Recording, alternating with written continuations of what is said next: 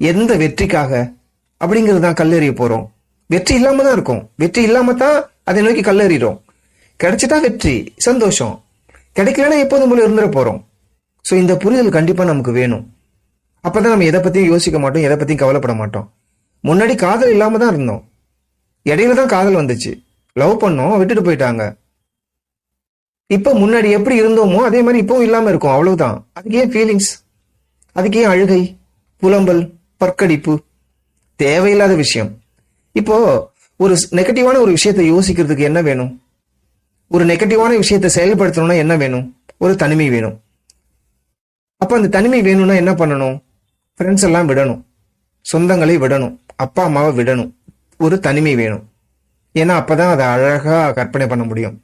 அப்படியே சுகமா ரசிக்க முடியும், அப்படியே சுகமா அழ முடியும். அப்படியே வாழ்க்கையில அப்படியே கொஞ்சம் கொஞ்சமா பின்னுக்கு வர முடியும்.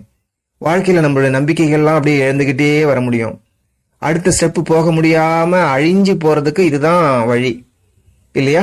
ஸோ அப்ப இந்த தனிமை தான் நம்மளை அதை யோசிக்க வைக்குது.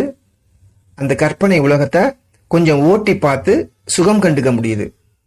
எல்லாத்தையும், சொந்த பந்தத்தை, நண்பர்களை இழந்துட்டு. அப்ப அதையே அப்படியே ஆப்போசிட்டா மாத்தி பாருங்க.